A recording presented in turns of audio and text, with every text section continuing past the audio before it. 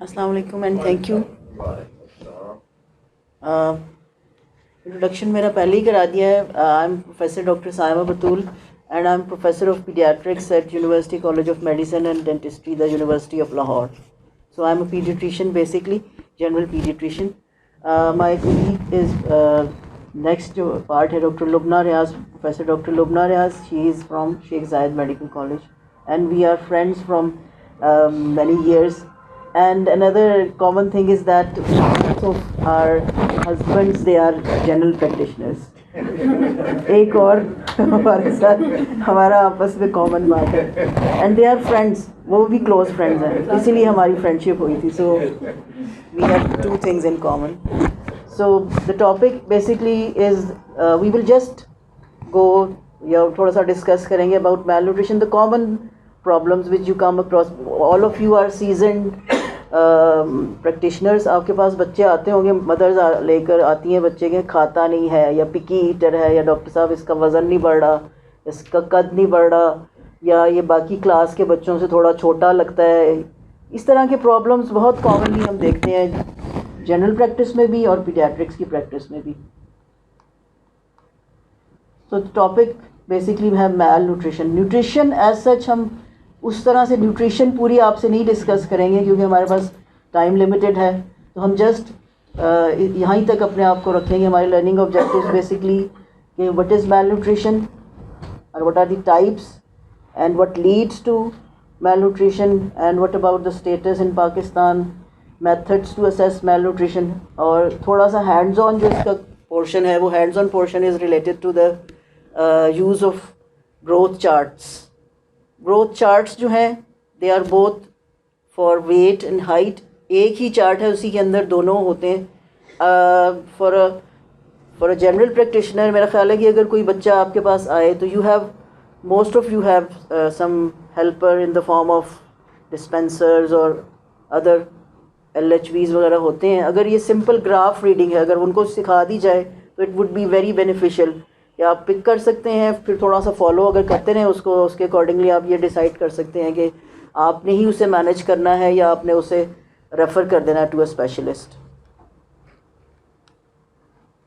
सो malnutrition basically हमें पता ही है, it's a pathological state which results from taking an unbalanced diet which certain nutrients they are lacking और may be in excess. आजकल ज़्यादातर हम क्या देखते हैं अपने बच्चों में, ख़ास तौर पे आपके बच्चे भी, जिनके बच्चे होंगे डिफरेंट लेवल के, एडोलेसेंट या उससे बड़े या छोटे, स्कूल गोइंग, अनीमिक ही होते हैं ज़्यादा और बाकी अंडरवेट ही होते हैं. ज़्यादातर बच्चे एनीमिक आपके पास आते हैं और अंडरवेट होते हैं. और इसके अलावा और क्या बाकी तो प्रॉब्लम्स ही होती हैं जो भी सिस्टेमिक हैं. ओवरवेट आते हैं, ओवरवेट कम ही होते हैं, कम आते हैं, अंडरवेट ही ज़्यादा अंडरवेट आते हैं. ओवरवेट लोगों के लिए हमारे अभी इतना कोई प्रॉब्लम उनको नहीं लगता कि ओबेसिटी, चाइल्डहुड ओबेसिटी. एडल्ट की ओबेसिटी तो शायद वो चले जाते होंगे न्यूट्रिशनिस्ट के पास अपना बनवाने के लिए डाइट चार्ट, लेकिन बच्चों के लिए मेरा ख्याल है कि बहुत कम आता है कोई, कि वो तो उनको प्यारा ही लगते हैं बच्चे, गुपले गुपले से बच्चे उनको अच्छे लगते हैं, तो बड़ा सेहतमंद बच्चा है. हाँ जी. तो ज़्यादा अंडर न्यूट्रिशन वाले बच्चे आते हैं या फिर जैसे सर कह रहे हैं कि अनेमिक आते हैं, हर तरह की आती हैं डेफिशिएंसी में कार्बोहाइड्रेट, जी. Protein, fat, minerals and vitamins, all these are included. They are essential. Different types की वो आपके साथ प्रेजेंटेशंस हो सकती हैं. डिपेंड करता है कि कौन सी है न्यूट्रिशनल डेफिशिएंसी. कॉमनस तो आयरन डेफिशिएंसी ही है, बाकी की डेफिशिएंसीज भी होती हैं लेकिन इतनी कॉमन नहीं होती. सो मैल न्यूट्रिशन के अंदर बेसिकली दो एलिमेंट्स हैं, ओवर एंड अंडर. अंडर ज़्यादा हम देखते हैं, अंडर में हम आगे डिफरेंट सेवेरिटीज़ देखते हैं. May be a single micronutrient deficiency, जो आप जैसे आप सर कह रहे हैं कि सबसे ज़्यादा तो एनीमिया देखते हैं ना हम. दूसरी जिसमें सारे ही न्यूट्रिएंट्स अगर डेफिशिएंट हैं, बहुत ही कोई जिसको कहना चाहिए कि अंडर नरिश्ड बच्चा है, तो उसको वो आपके पास वेस्टिंग के साथ या मरास्मिक फीचर्स के साथ. अब मरास्मिक के बच्चे लाहौर के, आप सब ज़्यादा लाहौर में ही प्रैक्टिस कर रहे होंगे, आते हैं? नहीं, कम ही आते हैं. ये तो विलेज वगैरह में जहाँ पे बहुत ज़्यादा डिप्राइव्ड लोग रहते हैं उन्हीं में होगा, लेकिन कम जी उस साइड पे आते हैं. वहाँ पर वो अच्छी आबादियाँ हैं ना, स्लम्स है ना वहाँ पर, वहाँ से आते हैं अभी भी मेरा ख्याल है. कुछ चिल्ड्रन हॉस्पिटल में तो बहुत ज़्यादा आते हैं. बाकी के मुझे लगता है कि बाकी जगहों पे शायद अब उस तरह नहीं रहा जिस तरह के पहले होता था। जब हम लोग ट्रेनिंग कर रहे थे तो तब ज़्यादा हम देखते थे ब्रेस्ट मिल्क या वेस्टेड बच्चे ज़्यादा देखते थे, और अभी हम इसको तो नहीं टच कर रहे, ओवरवेट ओबेसिटी को हम इसे फ़िलहाल तो स्किप ही करते हैं। सो रिस्क फैक्टर्स, अब आप जनरल प्रैक्टिशनर्स हैं, आपके पास पेशेंट आता है, मदर आपके पास आती है बच्चे को लेकर या फादर, तो हाउ वुड यू नो कि इसमें कोई रिस्क फैक्टर्स हैं कि नहीं है? थोड़ी सी हिस्ट्री तो लेते ही है ना, जितने मर्जी पेशेंट हो। उसमें रेस्पिरेटरी है या जीआईटी गैस्ट्रोइंटेस्टाइनल डिसऑर्डर्स वगैरह हैं, ये पूछते हैं। और न्यूट्रिशन जो उसकी जो मदर से पेरेंट, ज़ाहिर बच्चों का तो मदर नहीं सब कुछ पेरेंट्स ने बताना होता है, तो according to what they are serving to the baby, ठीक है। बच्चा इन्फेंट जो है less than 1 year and less than 1 year there are different nutritive deficiencies, that can be chlorine deficiency, that can be protein deficiency. So we have to see in a different category in children. मतलब आप कह रहे हैं basic में, मेरा जो मुझे थोड़ी सी समझ आई है कि जो एडल्ट की हिस्ट्री है वो तो हमने डायरेक्टली एडल्ट से ही लेनी होती है ना। पीडियाट्रिक हिस्ट्री इज़ डिफरेंट, क्योंकि हमें किसी और से लेनी है, सेकंड हैंड हिस्ट्री है ऑलमोस्ट यू कैन से। तो उसमें हमें बहुत सारी ऐसी चीज़ें जो एक्स्ट्रा भी पूछने पड़ती हैं, जैसे सर कह रहे हैं बिल्कुल राइटली सो के फीडिंग हिस्ट्री पूछनी पड़ती है, जो एडल्ट्स में तो बहुत कम पूछते हैं। ये तो नहीं पूछते ना कि इसको दूध कौन सा पिलाते हैं या बड़ा कौन सा कब खाना कौन सा शुरू किया है कि नहीं किया, सॉलिड शुरू किए कि नहीं, ये तो चीज़ें नहीं एडल्ट्स में नहीं, ज़रूरत ही नहीं पूछने की। सो फीडिंग हिस्ट्री डिफरेंट है, डेवलपमेंट हिस्ट्री डिफरेंट है, जो कि आप पूछते हैं ज़रूर थोड़ी सी कि सही बढ़ रहा है कि नहीं, जहनी और जिस्मानी दोनों तौर पे बढ़ रहा है कि नहीं बच्चा नॉर्मल। और तीसरी चीज़ है उसकी वैक्सीनेशन की हिस्ट्री। एक सवाल ज़रूर पूछना चाहिए कि इसको प्रॉपर वैक्सीनेशन स्टार्ट की गई है कि नहीं, अभी की ही नहीं तो जब भी बच्चा है किसी भी एज का है उस दिन से शुरू करवा सकते हैं आप। उस दिन से पहले BCG लगवा दें तो दैट वुड बी वेरी आपके बिहाफ पे बहुत बड़ा एक सर्विस होगी कि आपने स्टार्ट करवा दी एटलीस्ट उसकी। इस तरह जो बर्थ हिस्ट्री है वो हम छोटे बच्चों में और ज़रा बड़े बच्चों में भी कभी कभी पूछ लेते जब हमें डेवलपमेंटली डिलेड लगे तो, लेकिन छोटे जो बच्चे हैं, इन्फेंट्स हैं या प्री स्कूलर्स हैं, उनमें तो ज़रूर ही पूछते हैं।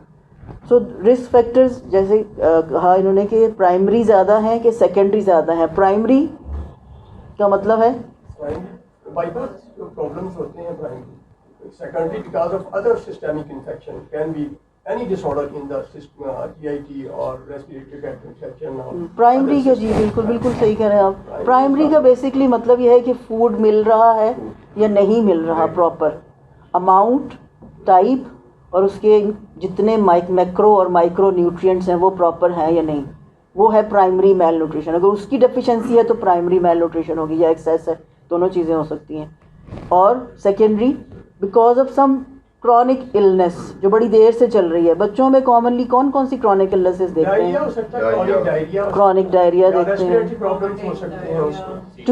सबसे ज़्यादा तो हमारे पास टीबी, और टीबी सबसे ज़्यादा नहीं है मेरे ख्याल, सीलिएक से भी ज़्यादा है, कम हो गई है। कम बहरहाल हमारे इलाके में जहाँ हम प्रैक्टिस करते हैं वहाँ तो हम नहीं देखते, अब कम हो गई है।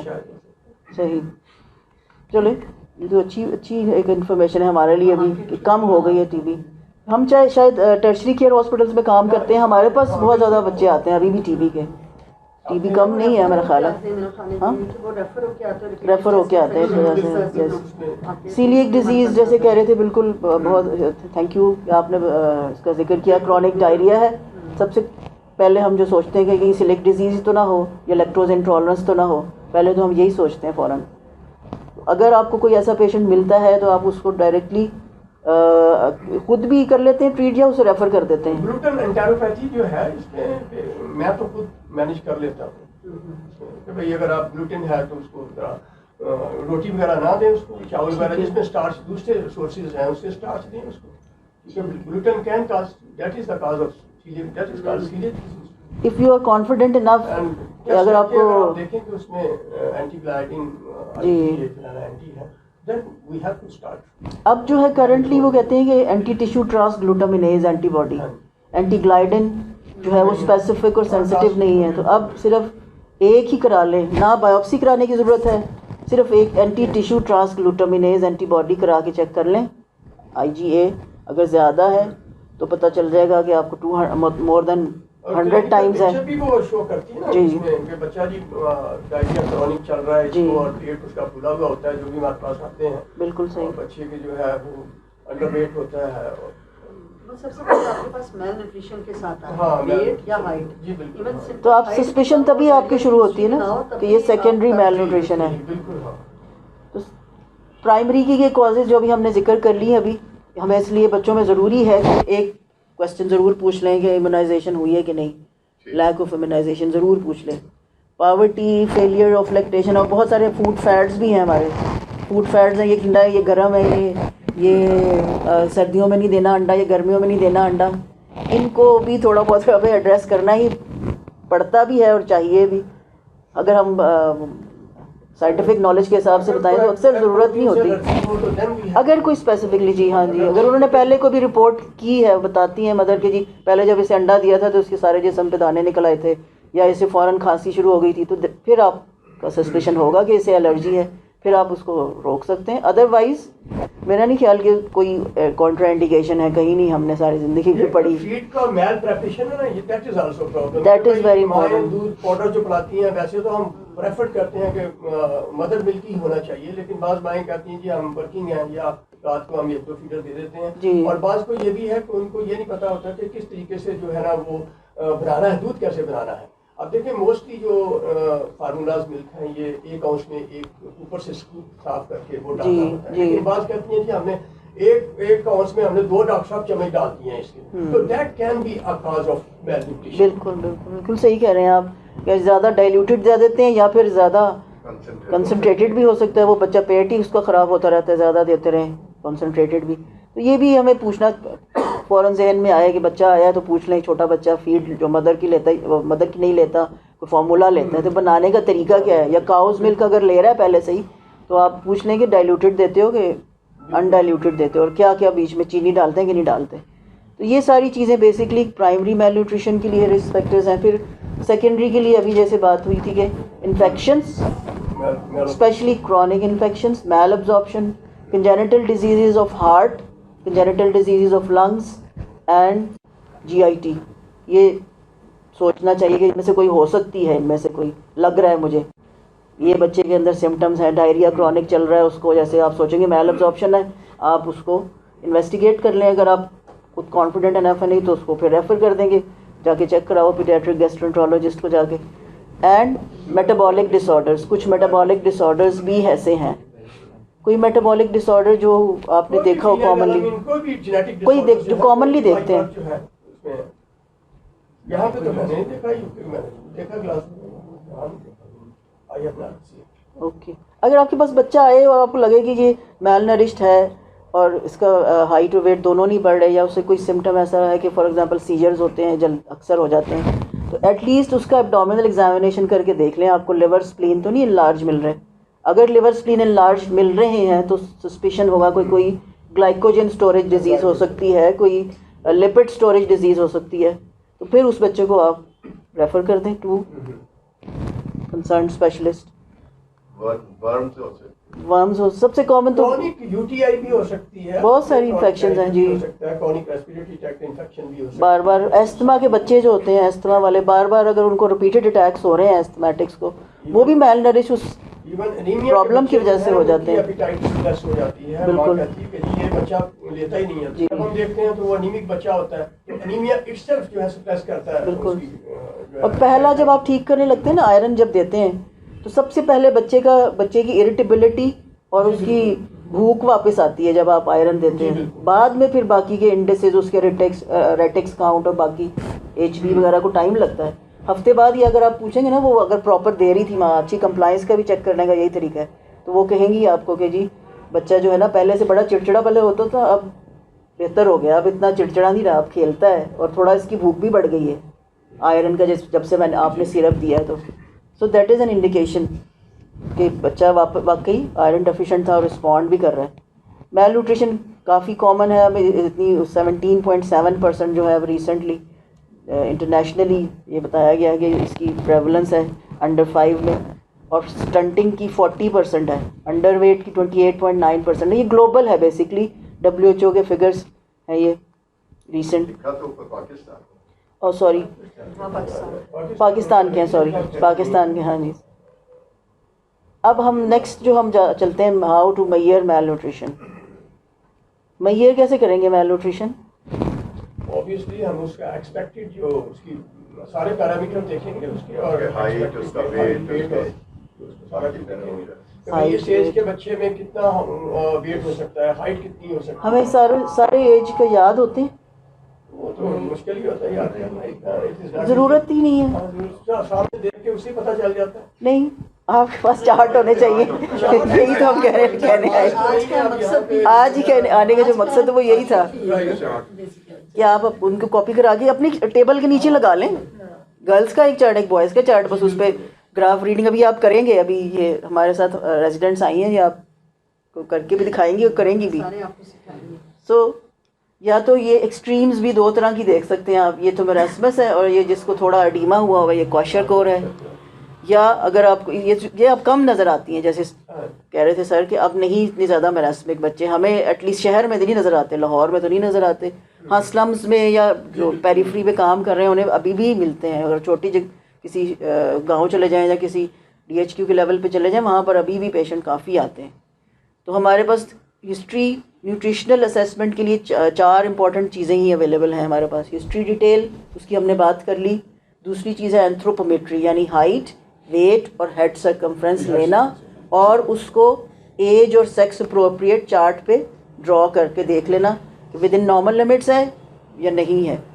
Physical examination head to toe, अगर आपको सस्पिशन ज़्यादा लग रहा है कि फिर तो पूरा ही करना पड़ेगा। अगर आपको लग रहा है कि नहीं ये प्राइमरी है, ये फीड ही नहीं सही देती थी बनाकर माँ, या ये ज़्यादा डाइल्यूटेड देती है, फिर आप समझेंगे ये प्राइमरी है मोस्ट प्रॉबेबली, तो कोई सिस्टमिक तो नहीं मिलेगी मुझे फाइंडिंग। और अगर उन्होंने कुछ बताया भी नहीं है आपको, कोई सिम्टम नहीं है, ना रेस्पिरेटरी है, ना कोई GIT का है, ना किसी और सिस्टम का है, तो फिर you can limit your examination अपना टाइम देखकर। वो तो आप मास्टर है इस चीज़ में सब लोग कि कितना एक पेशेंट को टाइम कितना देना है डेफिनेटली। और अगर आपको लगता है कि आपने डिटेक्ट कर लिया, तो कौन से बायोकेमिकल टेस्ट हैं जो हर बच्चे में ज़रूर करा लेने चाहिए। ये चार इसके कंपोनेंट्स हैं। हिस्ट्री की बात हमने कर ली है, मैं इसको ज़्यादा दोबारा नहीं करती, रिपीट। अब नेक्स्ट जो है एंथ्रोपोमेट्री, उसमें आपने तीन चीज़ें देखनी है, और आपने असेस क्या करना है कि बच्चा या तो वेस्टेड है, कि स्टंटेड है, या अंडर वेट है। सिर्फ तीन इंपॉर्टेंट चीज़ें, बस इतनी भी कर लें तो बहुत है। यूजुअली आउटडोर बेसिस पे इतनी ही की जा सकती हैं। और हेड सर्कमफ्रेंस यूजुअली हम 3 ईयर से छोटे बच्चे का करते हैं। अगर कोई बड़ा बच्चा आपके पास आ गया 5, 6, 7 साल का, और देखने में आपको वाज़े तौर पे लग रहा है कि ये डेवलपमेंटली डिलेड है, कोई उसको जिसको हम बोलते हैं सेरिब्रल पॉलिसी के पेशेंट्स आते होंगे डेफिनेटली। वो बहुत फ्रीक्वेंट चेस्ट इन्फेक्शन से आते रहते हैं, कभी पेट ख़राब हो गया, जो पूरे डिपेंडेंट होते हैं पेरेंट्स पे। उनको कोई ना कोई बॉडी का जैसे पैरालिसिस या परीसिस होता है, कोई मोटर डेफिसिट होता है। ऐसे बच्चे उनमें आपने हेड सर्कमफ्रेंस बड़ा भी अगर हो गया है तो लेना है। लेकिन अगर वैसे अदरवाइज़ बिल्कुल नॉर्मल बच्चा डेवलप सही हो रहा है, अपनी एज अप्रोप्रिएट सारे काम कर रहा है, तो उसको सिर्फ 3 ईयर्स से छोटा हो तो उसका हेड सर्कमफ्रेंस लेना है। बाकी का लेना पड़ा हो तो फिर ज़रूरत नहीं है लेने की, तब तक वो फुल ऑलमोस्ट इतना अचीव कर चुका होगा कि आप उसको करने की ज़रूरत नहीं पड़ेगी। और एक जो चीज़ डिफरेंट है थोड़ी सी, वो mid arm upper arm circumference है। उसकी भी टेप्स हैं, आप लोगों ने यूज़ की होगी टेप्स उसकी कभी पढ़ते हुए। वो आपको अभी दे देते हैं, वो आप इजी हैं, इजी टू रीड है, कोई भी पढ़ सकता है उसको, ज़रूरी नहीं कि खुद करे डॉक्टर। स्केल डिफरेंट टाइप की यूज़ कर सकते हैं। सिंपल जो हमारे पास तो सिंपल वॉशरूम वाला जो यूज़ करते हैं, बाथरूम स्केल जिसे कहते हैं, वो होता है। लेकिन अगर छोटा बच्चा है तो ये वाला स्केल भी होना चाहिए, 1 ईयर से छोटा। ये वाला तो नहीं होता, ये होता है, कम ही होता है वो, और वो ये और ये होता है वाला, और जो ऊपर वाला जी, ये होता है। ये अब ये पुराना हो गया, ये बहुत कम होता है यूज़। ये बेसिकली WHO यूनिसेफ वालों ने ना ये नाइजीरिया वगैरह में या वो तो एम्बुलेटरी चेकअप के लिए एम्बुलेटरी चेकअप के लिए था। लेंथ मेजर कैसे करनी है? लेंथ मेजर करना में हम अपने अंडरग्रेड और पोस्ट ग्रेड स्टूडेंट्स को भी कराते हैं, बहुत इम्पोर्टेंट है। लेकिन हम तो अगर हमारे पास कुछ भी नहीं है, उसको रिटायर करने को from just from that hospital to ही, तो उसको लिटा के खड़ा करके नहीं, बच्चे छोटे 2 years 1 year के लेस देन 1 year तो हम लटा के करेंगे, और जो बच्चे मोर देन 1 year है उनको तो हम उसमें बस ख्याल क्या रखना है, हाँ जी, उसमें ख्याल बस ये रखना है कि मदर से कहें, अगर तो आपके पास नहीं है कोई हार्ड सरफेस, टेबल वगैरह नहीं है, अगर है तो ज़्यादा अच्छी बात है कि मदर से कहें उसका सर दोनों तरफ से पकड़ ले जी और आप एक स्ट्रेट कोई चीज़ लेके, जैसे अगर ये है ना फॉर एग्जांपल बच्चे के हेड के यहाँ ये हेड है बच्चे का, तो आपने इस तरह से उसको रख के यहाँ एक पॉइंट लगा लेना है, और फिर दूसरी तरफ से खुद पकड़ लें या स्टाफ को कहीं पकड़ लें, और उसकी दोनों टांगें बिल्कुल सीधी हो, हील के साथ फिर दूसरी तरफ एक निशान लगा लें पेंसिल से, पेन से किसी से, और फिर उसको मैयर कर लें, तो ज़्यादा बेहतर आएगी बजाय इसके कि बच्चा हिलता जुलता रहता है ना, एडल्ट की तरह आराम से तो नहीं लेटा रहता। अगर आप रूलर भी रख लें, रूलर रख लें, हाँ, बड़े आराम से मूवेबल नहीं, अगर रूलर पर है तो रूलर यूज़ कर सकते हैं।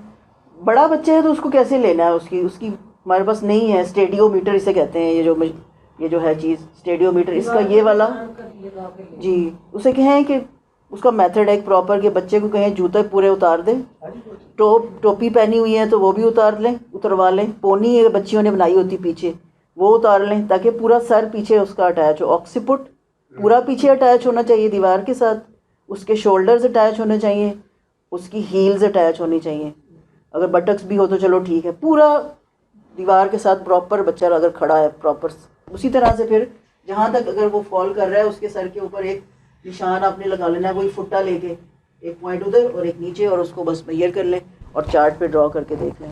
हमारे स्टूडेंट्स भी, मैं अपने स्टूडेंट्स को तो अभी करा रही थी, तो फर्स्ट ईयर के बच्चे थे। ये बात है कि भाई आपका जो हेड सर्कमफिरेंस है या मसलन हाइट है या वेट है, बर्थ कितना है, ये it should be in our mind कि भाई बर्थ पे इतना था, फर्ज करो 45 to 50 हम कहते हैं नॉर्मल हाइट हो सकती है, हेड सर्कमफिरेंस इसी तरह ही 32 to 36 हो सकती है एट बर्थ। तो हमने देखना है कि एक साल में कितना इंक्रीज करता है, बिल्कुल हेड सर्कमफिरेंस भी और हाइट भी और वेट भी, accordingly it is in our mind, then we can go. आपके पास जैसे बच्चे हैं वो रेगुलरली आप ही के पास आएंगे ना, आज जिस पे ट्रस्ट हो जाता है उसी के पास वो पूरा साल या बाकी ज़िंदगी भी, शायद पूरी ज़िंदगी आपके पास आते रहेंगे बड़े होने तक। तो जैसे कह रहे हैं कि सर कह रहे हैं कि अगर फर्स्ट ईयर में अगर न्यू बॉर्न लाए थे वो, फर्स्ट ईयर में आपको पता हो कि कितना टोटल हेड सर्कमफ्रेंस बढ़ना है, कितना वेट बढ़ना है, अगर तो ग्रॉसली याद रहता है तो ठीक है, अदरवाइज़ याद करने की अब कोई ज़रूरत नहीं। जो मैं बार बार चीज़ री एम्फेसाइज़ कर रही हूँ, हमारे पास चार्ट्स हैं, चार्ट्स इक्विपमेंट का हिस्सा होते हैं हमारे भी, इवन पोस्ट ग्रेड लेवल पर भी जब FCPS के स्टूडेंट्स होते हैं उनके लिए भी होते हैं, उनकी जेब में चार्ट्स होते हैं, वो लेकर आते हैं, किसी को याद करने की नहीं कहा जाता। अब ऐप्स भी आ गई हैं, बिल्कुल डोजेज ऐप से निकाल लेते हैं आराम से।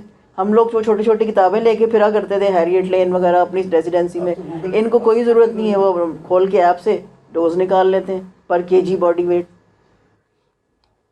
ये उसी को दोबारा डिपिक्ट किया ज़रा बड़ा करके, ये हमने अब जिक्र कर लिया कैसे करना है, ठीक है। कोशिश करें कि read and announce the measurement to the nearest 0.1 centimetre. अगर किसी का बच्चा ना बढ़ रहा हो तो उसके लिए तो ये बहुत बड़ी बीमारी है, कोई बीमारी ना भी हो तो उसी के लिए वो बार बार आते रहेंगे आपके पास। दूसरी चीज़ है mid upper arm circumference. Mid upper arm circumference जो है ना वो शो करता है वेस्टिंग को, कि एक्सट्रीम डिग्री की मेल न्यूट्रिशन तो नहीं कहीं हो गई बच्चे को, मसल वेस्टिंग को। उसके लिए उसका क्या मेथड है कि आप ये वाली टेप यूज़ करते हैं, अभी टेप है, टेप सिखा भी देंगे कैसे मेजर करना है, वो सारे अभी आपको देंगे।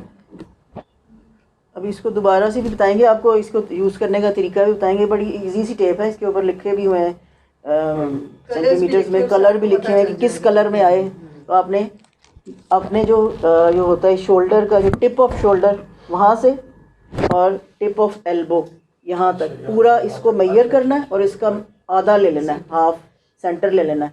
अगर 12 है था तो 6 पे आप एक उंगली रख लें और वहाँ पे मैयर करें इससे। तो आपको ये इसकी जो है इन्फ्रेंस डिटेल वो आगे आप अभी बताती हैं डॉक्टर लुबना।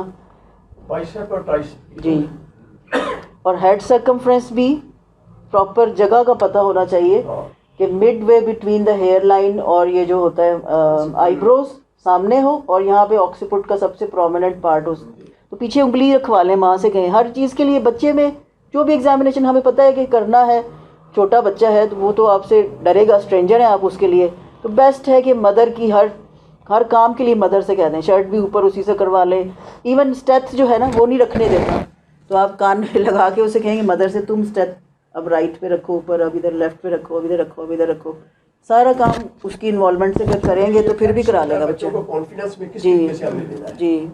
अब छोटे बच्चे हैं जैसे 3 ईयर से छोटे हैं, वो तो कॉन्फिडेंस में नहीं आ सकते आपके पास, या तो फिर छोटे हम जैसे पीडियाट्रिशियन है ना, हमारे जो होते हैं ऑफिस, इसमें हमारे पास छोटे छोटे टॉयज़ होते हैं, या हम अपनी स्टेथ के ऊपर छोटा सा कोई स्टफ़ टॉय लगा लेते हैं, या आजकल बच्चे हमारे जो स्टूडेंट्स हैं वो तो हमारे PGR जो मेरे हैं पोस्ट ग्रेजुएट रेजिडेंट्स, वो तो मोबाइल में उनको कार्टून लगा के पकड़ा देते हैं। आजकल के छोटे बच्चे तो नशे ही हैं उसके, वो उनको पकड़ा के चुप हो जाते हैं और खुद सारा एग्जामिनेशन कर लेते हैं। उनको चुप कराने का वो उनके पास बेहतरीन तरीका यही है। तो अब तक अगर कोई मैं से जस्ट उसकी इंट्रोडक्शन और उसकी डिफरेंट कंपोनेंट्स ही अभी तक डिस्क्राइब किए, अभी तक कुछ अगर पूछना चाहे या वेट लिमिट बताएं कि पाकिस्तानी बच्चों में जो है वेट की लिमिट क्या है और हाइट क्या है, और ये अभी यही बताने लगे हैं। नेक्स्ट आधा हिस्सा वो प्रेजेंटेशन डॉक्टर लुबना का है, वो यही बताएंगे आपको। मैडम एक पेशेंट मेरे पास है, टू ब्रदर, एक जो है वो 16 साल के, एक 12 साल के। 12 साल जो 12 साल वाला वो हाइट नहीं ग्रो कर रहा है, वैसे स्कूल में भी पीछे है, एजुकेशन में भी, मतलब मेंटल अदरवाइज फिजिकली ठीक है बिल्कुल, मतलब उसको कोई वीकनेस तो नहीं, पैरालिसिस पैरालिसिस तो नहीं है ना। लेकिन एक लो फॉर हाइट है और लो फॉर इंटेलेक्चुअल फंक्शन। आप उसको पहला काम तो यही करेंगे कि पहले थोड़ी हिस्ट्री लें डिटेल उसकी, बर्थ से शुरू करके बर्थ हिस्ट्री, उसके बाद डेवलपमेंट आगे कब कब हुई, कब बैठना शुरू किया, कब चलना शुरू किया, फिर आपको अकॉर्डिंगली ग्रॉसली तो हमें पता ही होता है ना कि 6 माह पे सहारे से बच्चा बैठता है और 7-8 पे कहीं 7-8 माह पे खड़ा हो जाता है, उस पे बगैर सहारे के बैठ जाता है। पहले आपको ये हिस्ट्री लेनी पड़ेगी थोड़ी सी, उसके बाद अगर आपको उसमें से कुछ नहीं मिलता फिर आगे एग्जामिनेशन देख करें, उसका डिटेल, उसका हेड सर्कमफ्रेंस मेजर करें। हो सकता है कि वो माइक्रोसेफलिक निकल आए, उसका सर छोटा हो, आप उसको हेड सर्कमफ्रेंस वाला भी चार्ट है उस पर ड्रॉ करके देख लें कि वो नॉर्मल में है या बिलो द नॉर्मल है, -2 स्टैंडर्ड डेविएशन से नीचे फॉल कर रहा है।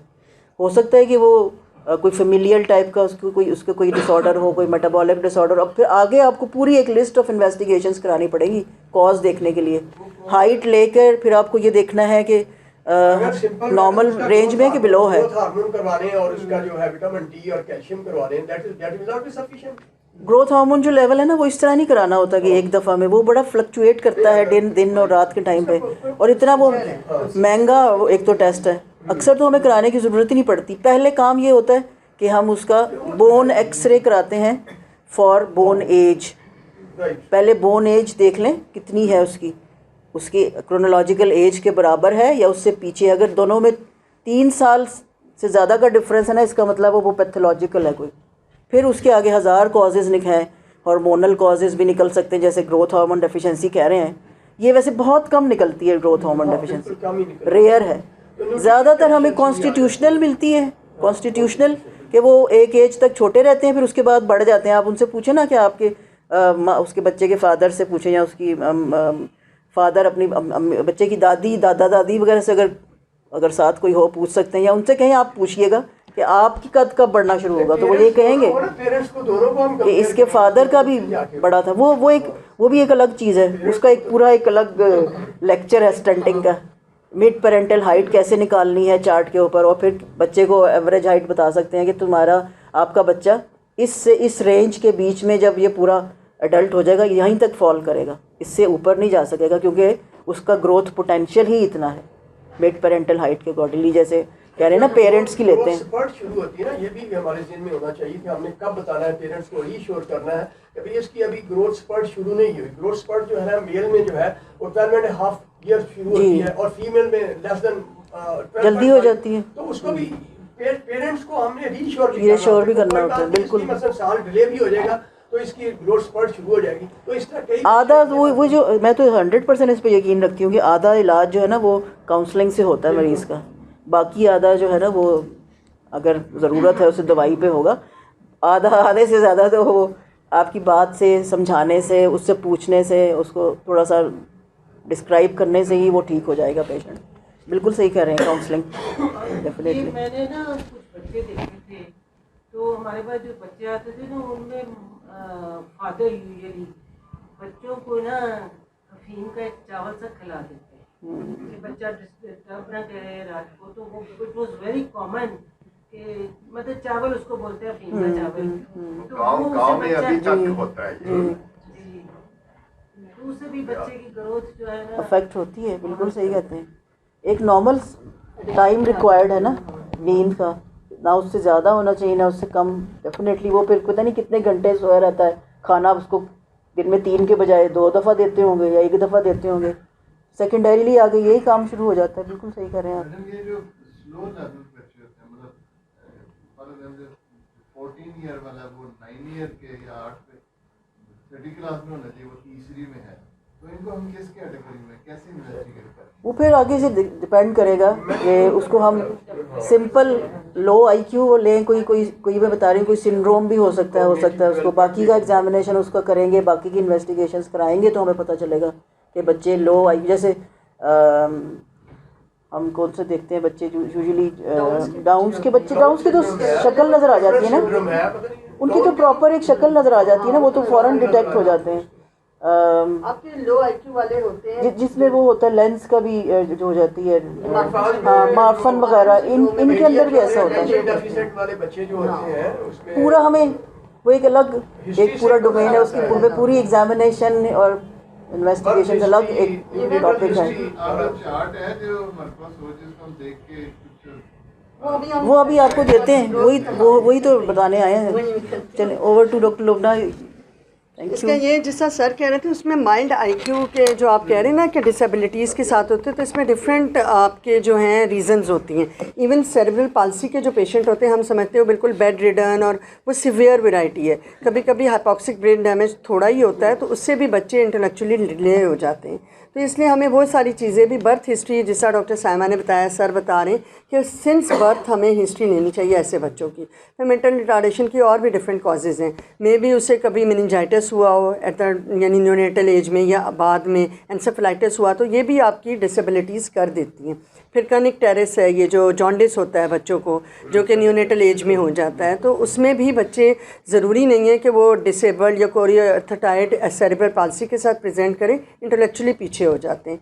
फिर family history is very important. Family history में अगर मेंटल रिटार्डेशन है तो वो सारी चीज़ें आ जाती हैं। वो तो एक डेवलपमेंटल का बिल्कुल एक डिफरेंट पोर्शन है। अभी हम फिज़िकल वाली चीज़ों को देख रहे हैं, और मैं शुक्रगुज़ार हूँ सर अल्ताफ़ के कि उन्होंने जो है ये PFP के इस प्लेटफॉर्म से मेल न्यूट्रिशन के बारे में जो है ना ये एक वर्कशॉप अरेंज कराई है। बेसिकली आप वो लोग हैं जो कि बैकबोन है। हमारे पास बच्चे आते हैं जब वो स्पेशलाइज्ड किस्म की डायग्नोसिस और फैंसी डायग्नोसिस के लिए आप रोज़ाना देखते हैं। और इवन जैसा डॉक्टर साइमा कह रही थी ना, पैदाइश से लेके पता नहीं कितनी एज तक वो बुढ़ापे तक भी आते हैं। तो आप लोगों से तो इवन वो रिश्ते भी आप लोगों से ही पूछ के करते हैं कि जी इस फैमिली में कर ले नहीं, तो इसलिए आप लोगों का बहुत बड़ा रोल है। तो अगर थोड़ी सी यानी टाइम अगर आप किसी अपने डिस्पेंसर हेल्पर्स इनको सिखा दें कि ग्राफ में ये प्लॉट कर ले वेट और हाइट और किस तरीके से बस ये दे दें, इतना भी दे दें, तो आप लोग वहाँ से यानी हमें रेफ़र करने में आसानी होगी कि हर मेल न्यूट्रिशन हमारे पास नहीं आएगा। जो सिवियर या पैथोलॉजिकल कॉज जैसा मेटाबॉलिक कॉज वाले वो हमारे तक आएंगे। बाकी तो आप खुद लोग डील कर सकते हैं, उनके घर में क्या क्या चीज़ें पकती हैं क्या हैं, उन्हीं के साथ आप मेल न्यूट्रिशन को डील कर सकते हैं। तो सिवियरिटी की तरफ नहीं जाएंगे। और अगर सिवियर है या कोई कॉज़ आपने फैंसी किस्म की डायग्नोज करनी है, उसके लिए बेशक आप हमारे पास भेज दें। अब हम आते हैं कि बेसिकली जो है ना ग्रोथ चार्ट्स वेट हाइट और इसके अलावा एज के साथ होते हैं। एज जो है ना वो मोस्ट इंपॉर्टेंट फैक्टर है, जो कि वेट और हाइट दोनों के साथ हमने करना है। हम BMI वगैरह पे अभी नहीं जाएंगे, हम सिंपलेस्ट चीज़ों पे जो कि ईज़िली आपके टेबल पे चार्ट्स पड़े हों और ईज़िली आप मैनेज कर सकें। तो वेट हम kg में लेते हैं, मोस्ट ऑफ़ द टाइम हमारे पास जितने भी चार्ट्स हैं वो kg वाले हैं। लेंथ हम लेते हैं सेंटीमीटर्स में, और लेंथ हम लेते हैं 2 ईयर्स से बिलो, जैसा सर कह रहे थे कि लिटा के एक साइड पे हार्ड चीज़ रख के, और इस तरह से वो लेंथ है। और हाइट जो है मोर देन 2 ईयर्स में हम लेते हैं, वो अप्रोप्रिएट होती है। वो अभी आपको मेथड्स भी सिखाएंगे कि कैसे हम हाइट मेजरिंग टेप से ले सकते हैं और कैसे हम जो है ना प्रॉपर जो मशीन होती है उस पर ले सकते हैं। तो और इसके अलावा जो 2 ईयर्स से बिलो होते हैं उनके लिए हेड सर्कमफ्रेंस इंपॉर्टेंट है। Head circumference since birth to the 2 years और किसी किसी केस में मोर देन 5 years भी हमें रिक्वायर्ड होते हैं। जैसा मार्फन्स बताएं, मार्फन सिंड्रोम वगैरह में हेड सर्कमफ्रेंस बहुत छोटा होता है। टेस्ट एक्स वगैरह में भी बच्चे मेल नॉरिश भी होते हैं और डेवलपमेंटली डिलेड भी होते हैं, उनके हेड बहुत बड़े बड़े होते हैं। तो हेड सर्कमफ्रेंस हमें इनिशियल में कि कभी मेनिंजाइटिस हुआ है तो सर बड़ा हो गया है या छोटा रह गया, तो ये चीज़ें भी बता देता है। वो फिर आप हिस्ट्री लें थोड़ी बहुत तो उससे पता चल जाता है। तो ये भी मेल न्यूट्रिशन की कॉज है। इवन आपके सीलिएक डिजीज़ में जिसका अभी जिक्र हो रहा था, तो बच्चे developmentally delayed, IQ level low, इसके साथ भी प्रेजेंट करते हैं। सीलिएक सिर्फ डायरिया ही नहीं है, सीलिएक एक पूरा सिंड्रोम है जिसमें बच्चे रिकेट्स के साथ भी प्रेजेंट करते हैं। एनीमिया, अगर आप आयरन डेफिशिएंसी की ट्रीटमेंट दे रहे हैं फिर भी एनीमिया नहीं करेक्ट हो रहा और मदर भी की कंप्लाइंस भी अच्छी है कि वो दे रही है, तो उसमें भी हमें सीलिएक को कंसीडर करना चाहिए। प्लस हमें जो है बच्चे जिनका के हाइट छोटी रह जाती है वो सिंपल सीलिएक होते हैं। सिर्फ only growth hormone deficiency is not the cause of short stature, बहुत सारी कॉजेज़ हैं। आयरन डेफिशिएंसी, एनीमिया, रिकेट्स, ये सारी कॉजेज़ आपकी इसमें आ जाती है स्टंटिंग में। अब ये बेसिकली हमारे पास 2 तरह के चार्ट हैं। एक है WHO का चार्ट है जो कहते हैं कि वे टू प्रोग्रेस वाला जो चार्ट होता है वो होता है, वो अभी आपको हम दिखा देंगे। उसमें ग्रीन, रेड और येलो के बने हुए हैं। ग्रीन मीन्स के बच्चा अच्छा ग्रो कर रहा है और ज़्यादातर बिलो 2 years में हम ये वाला चार्ट यूज़ करते हैं। और दूसरा वाला जो चार्ट है वो CDC का है। बेसिकली है तो वो US के लिए, लेकिन उसके ही नीचे ऊपर करके थोड़ा सा मार्जिन है, मेजॉरिटी हमारे बच्चे भी उसी में फॉल करते हैं, तो हमने उसको देखना है। उसके 2-3 का, एक है वेट फॉर एज वाला है, एक वेट फॉर लेंथ वाला है और एक लेंथ फॉर एज वाला है। ये तीनों के तीनों है। लेंथ फॉर एज वाला आप लोग के लिए इतना नहीं है क्योंकि वो BMI के साथ है। लेंथ फॉर एज उस वक्त होता है जब आप शॉर्ट स्टेचर डील कर रहे होते हैं, ठीक है। ये क्रॉनिक मेल न्यूट्रिशन, उसमें बच्चा छोटा भी रह जाता है और यानी कि वेट लॉस भी होता है, जो क्रॉनिक मेल न्यूट्रिशन होता है। ये 3 तरह के जो है ना चार्ट्स हम करेंगे और ये एक ही पेपर में, लड़कों के लिए एक पेपर है ब्लू कलर में और लड़कियों के लिए पिंक कलर में। तो उससे हम ये सारी चीज़ें कर सकते हैं कि बच्चा ग्रो कैसे कर रहा है। और इसके बाद अगर हमें लगे कि बच्चे की हाइट बहुत छोटी है, तो जिस तरह डॉक्टर साइमा ने बताया कि जो है आप बोन एज करा लें, एक्सरे, सिंपल एक्सरे करा लें, तो उससे भी पता चल जाएगा कि बच्चा कितना पीछे है। अब हमें क्या करना चाहिए, क्योंकि कॉन्स्टिट्यूशनल डिले में या फेमिलियन डिले में अगर हाइट छोटी है तो उसमें बच्चे की जो बोन एज है वो अप्रोप्रिएट होती है, ठीक है। लेकिन जो आपकी पैथोलॉजिकल कंडीशंस हैं किसी भी कॉज की वजह से, उसमें बोन एज 3 से ज़्यादा डिफरेंस आ रहा होता है। यानी बच्चा अगर 12 years का है तो bone age less than 7 years 8 years आएगी, लेकिन कॉन्स्टिट्यूशनल वगैरह में 10 तक भी आ सकती है, 9 तक भी आ सकती है। तो ये हमें थोड़ा सा डिफ्रेंशिएटिंग कर लेना चाहिए और वो आपके रेडियोलॉजिस्ट आपको बता देंगे कि बोन एज कितनी है। सिंपल एक एक्सरे है, नॉन इन्वेजिव मेथड है और प्लस जो है ना आपका यानी इतना ख़र्चा भी नहीं है इसमें। अब हम आ जाते हैं डिफरेंट किस तरीके से हम ये मेजर करते हैं। बेसिकली जो WHO का चार्ट है अभी दिखा दें ज़रा, तो उसमें जो है ना हमारे जो चार्ट्स हैं उनके कट ऑफ जो है 2nd to 98 सेंटाइल्स तक हैं, ठीक है। 2nd से बिलो अगर आ रहा है तो फिर वो आपका जो है मेल न्यूट्रिशन में आ जाता है और 98 से अबव अगर आ रहा है, वो एक पूरा कर्व बना हुआ है, तो 98 से अबव अगर आ रहा है तो वो आपका बन जाता है ओबेसिटी की तरफ, ओवरवेट की तरफ। और इसी तरह जो CDC के चार्ट है वो 5th to 95th सेंटाइल तक है, ठीक है। इनकी भी मैं अभी आपको दिखाऊंगी, तो उसमें हम ये सारा देख लेंगे कि किस तरीके से। और वो ये 2 to 20 years तक के ये चार्ट है, लड़कों के अलहदा, लड़कियों के अलहदा।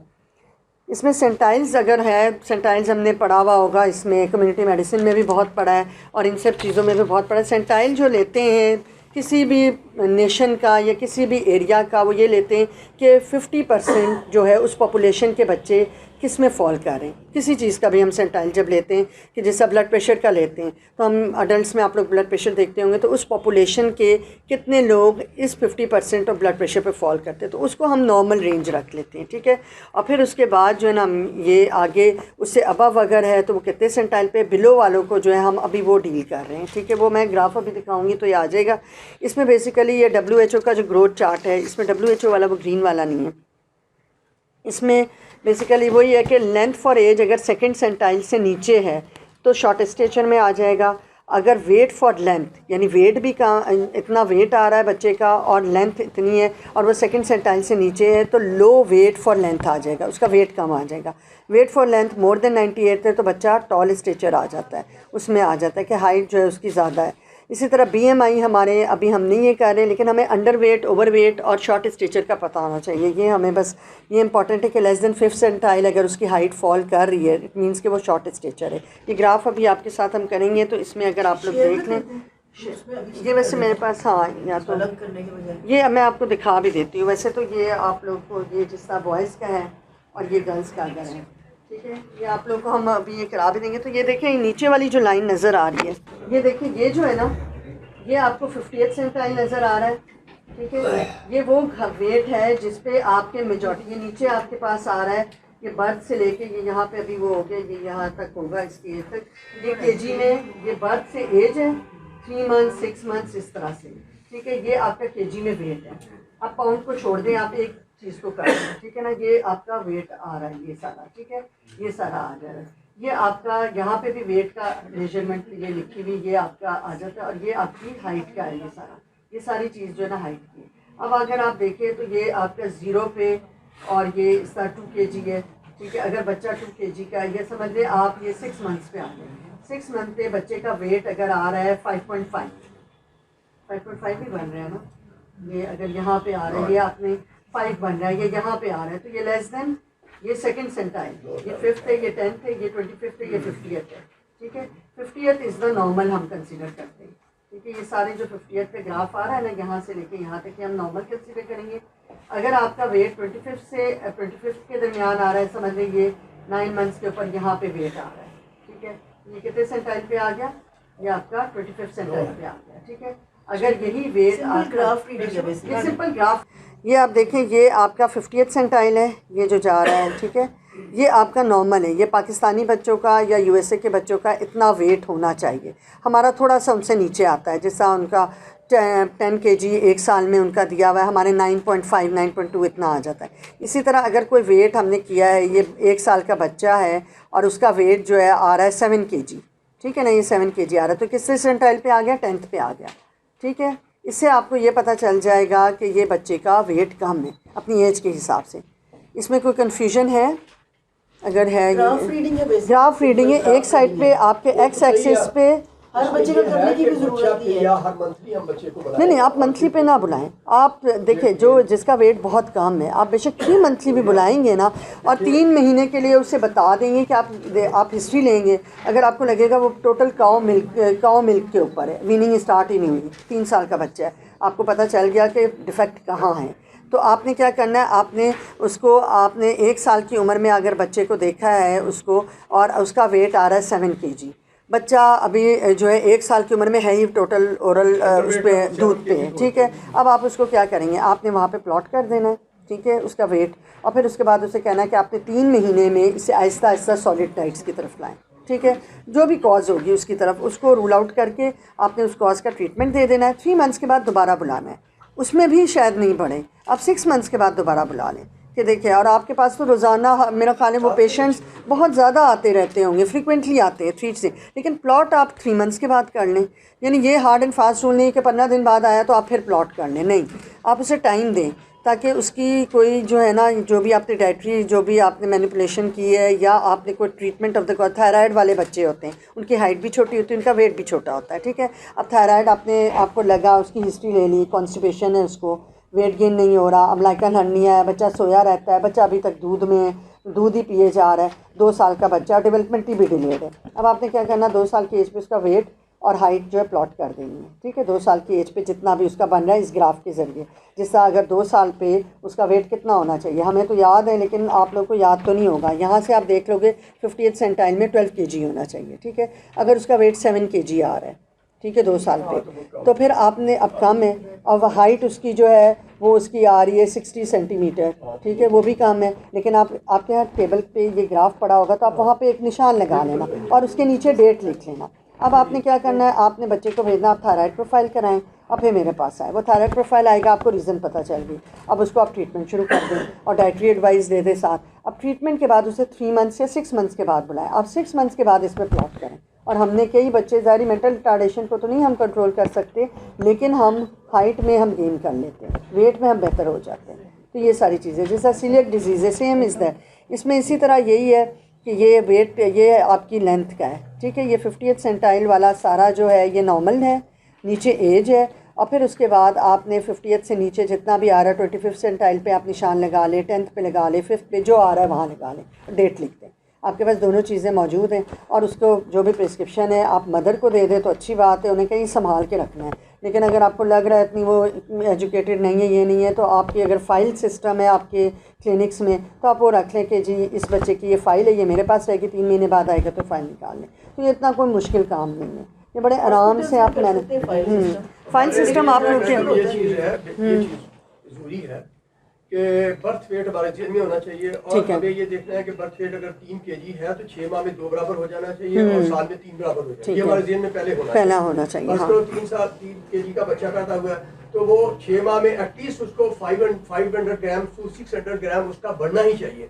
हर रोज उसका 20 से 30 ग्राम वजन बढ़ना चाहिए बच्चे का। वो तो है, लेकिन अब उसमें जब हमें ये अंदाजा हो जाएगा कि भाई अब मदर कई आती हैं कि डॉक्टर साहब बच्चा हमारा खाता पीता नहीं है, अब हमें मदर को ये उसको काउंसलिंग करनी है कि देखो जब बच्चा साल का हो गया है तो उस 3 बराबर वजन बढ़ गया है।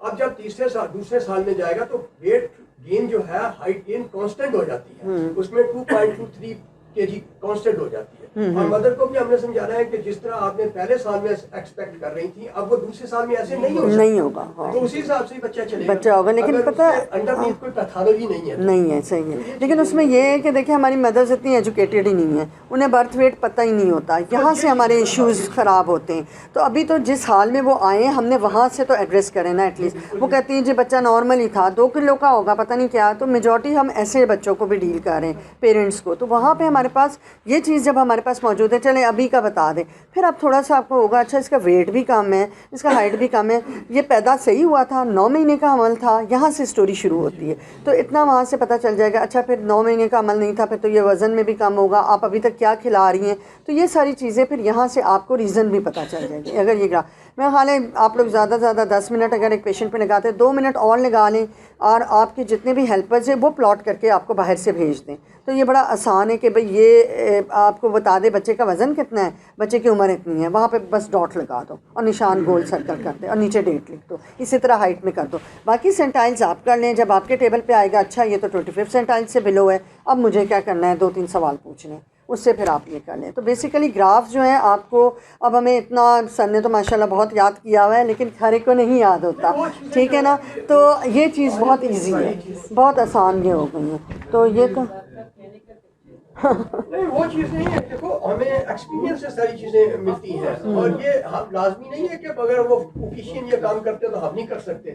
लेकिन मसला हमारा ये है कि यहाँ पे हम लोग जो है वो ना तो हमारे पास इतना टाइम होता है और ना ही पेरेंट्स जो है इतने अवेयरनेस उनको होती है कि वो जिस तरह कहें उस तरह अमल करें, नहीं करते हैं। हाँ, लेकिन अब ये थोड़ा थोड़ा हमें करना चाहिए क्योंकि हमारा मेजर कॉज यही है। बनाने चाहिए। हाँ, ये खुद ये थोड़ा ऐसी चीजें होती हैं जो हमें अपने जिस माहौल में, जिस कंट्री में हम रह रहे हैं, हम उसके अपने पॉपुलेशन को देख के उस हिसाब से गाइडलाइन बनाएं। ये सबसे बड़ी बात है। जो एकेडमिक इंस्टीट्यूट में बैठे हुए लोग, उनको चाहिए कि ये सोचें कि अब हम उन्हीं के ऊपर ही सारा कुछ डिपेंडेंट है। इसीलिए तो हम आए इधर कि आप लोग को थोड़ा थोड़ा दे दें ताकि इतना आप लोग भी कर लो ना तो बहुत बर्डन कम हो जाएगा। और आपकी बहुत सुनते हैं, हमारे पास जब आते हैं ना तो हिस्ट्री चेंज देते हैं। मेरे रेजिडेंट यहाँ बैठे हैं, वो कहते हैं मैडम आप हिस्ट्री लेने आती हैं, हिस्ट्री चेंज कर देते हैं। लेकिन मैंने ये देखा आप लोग की हिस्ट्री जो होती है ना वो बड़ी घर वाली होती है, आप तो उनकी फैमिली के पार्ट हो, ठीक है ना। तो ये हाँ, ब्रिटेन का देखें, एक लोकेलिटी एक डॉक्टर बैठा हुआ है और उसकी जरूरत नहीं है कि किसी की वो डायरेक्ट सेकेंडरी या टर्शियरी हॉस्पिटल में जाए, उसे जाना तो उसके पास ही जाना है। तो अभी भी यही हमारे पास भी यही, आपके पास ही जाते हैं।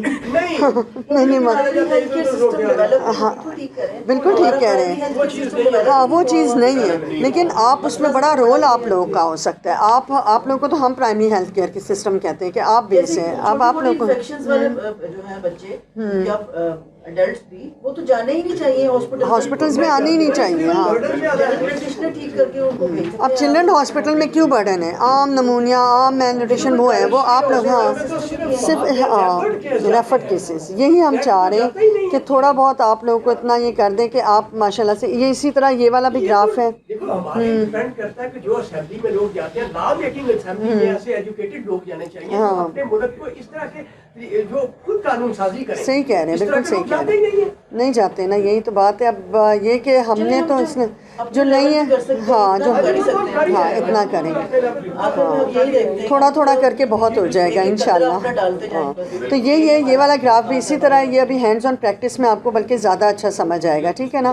तो ये हमें जी रेंज है ना 5 to 95% आएगा। जी जी अब इसमें हाँ नॉर्मल देखिए ये 50th वाली आप लोग के हाथ में जो है ना उसमें क्लियर नज़र आ रही है, जो 50th वाली है ना ये नॉर्मल है। ये हमारी मेजॉरिटी पॉपुलेशन जो है कि बच्चे 1 साल की एज में, 2 साल की एज में, 3 साल की एज में इसमें फॉल कर रहे हैं, ये नॉर्मल है 50th पे। 50th यही मैंने अभी सेंटाइल्स का जब बताया कि अगर 100 बच्चे हैं तो उसमें से 50% बच्चे का वेट 1 साल की उम्र में 10 kg होगा, तो ये उन्होंने सेंटाइल बना लिया है। ठीक है, हमारा ज़्यादा से ज़्यादा 9.5 होता है या 9 होता है, हम 9 पे भी गुजारा कर लेते हैं, हमें वैसे ही कम में गुजारा करने की आदत हो गई है, तो ये कि हमारे लिए इतना भी काफ़ी। तो ये 50th centile is a normal range.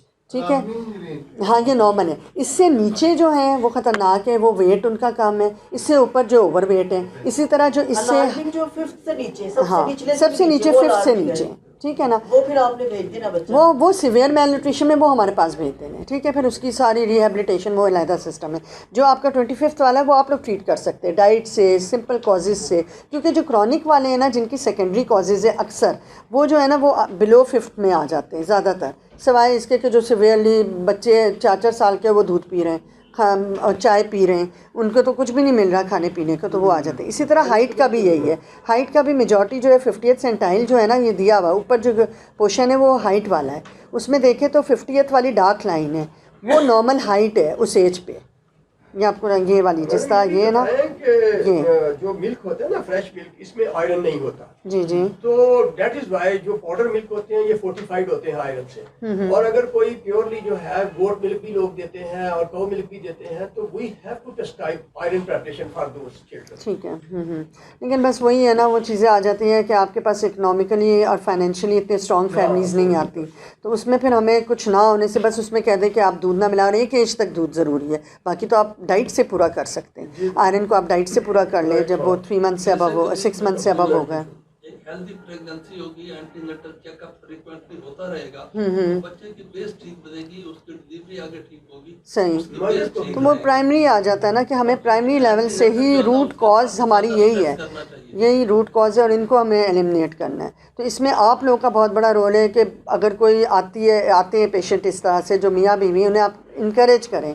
आप लोग रूट कॉज को बहुत अच्छे से एलिमिनेट कर सकते हैं कि भाई हॉस्पिटल जाएं, एंटीनेटल चेकअप कराएं और सारा कुछ, तो इसमें आप लोग का बहुत इंपॉर्टेंट रोल है, तो ये करना चाहिए। इसी तरह ये हाइट का ये देख लीजिए 50th सेंटाइल है एज के लिहाज से, इससे बिलो जो है वो स्टंटेड और शॉर्ट में आ जाते हैं, और अबव जो है वो यानी कि बहुत कम ही होते हैं जो कि जिनकी हाइट ज़्यादा होती है। ठीक है, तो ये इस तरह से आ जाती है। ये डिफरेंट चार्ट्स हैं, अभी हम हैंड्स ऑन ट्रेनिंग करेंगे तो ये अब हमारे जो डिफरेंट है वेट फॉर एज मैंने बता दिया है कि ये होते हैं लेंथ फॉर एज या हाइट फॉर एज के, एज के अप्रोप्रिएट नहीं है हाइट, और वेट फॉर लेंथ भी है। ये जो अभी मैंने चार्ट्स दिखाया इसमें बड़े आराम से आप दोनों चीज़ों को प्लॉट कर सकते हैं कि उसकी हाइट इतनी है और उसका वेट इतना है, ये वेट में छोटा है कि लेंथ में छोटा है, तो उससे भी हम जो है ना, और मिड अपर आर्म सर्कमफ्रेंस जैसे डॉक्टर साइमा ने बताया कि वो हमें मेजर करके इनसे पता चल जाता है।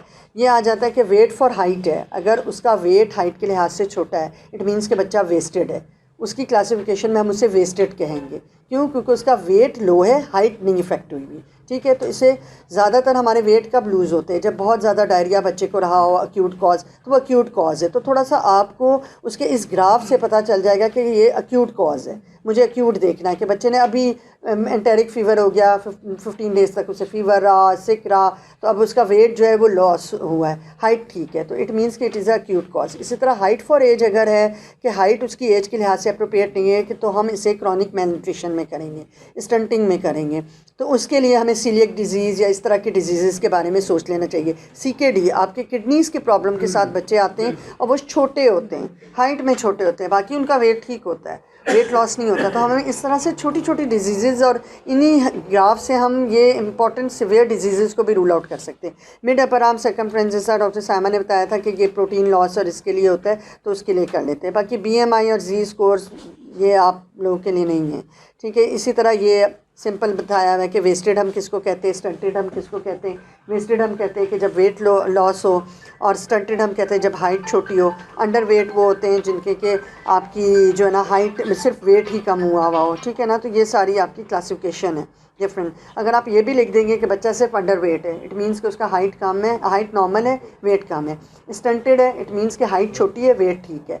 तो अगर आपका बच्चा वेस्टेड है तो इट मीन्स कि वेट लॉस हुआ है उसके, हाइट ठीक है। तो तो ये डिफरेंट आपकी जो है ना डिफरेंट क्लासिफिकेशन है, और उसी से हम ये एक्यूट और क्रॉनिक मेल न्यूट्रिशन में डिफ्रेंशिएट कर लेते हैं। ये वही वाली स्लाइड है जो मैंने अभी डिस्क्राइब की है। ये इसी तरह WHO है, ये अभी आपको ना हम इसमें जो है ये दिखा देंगे।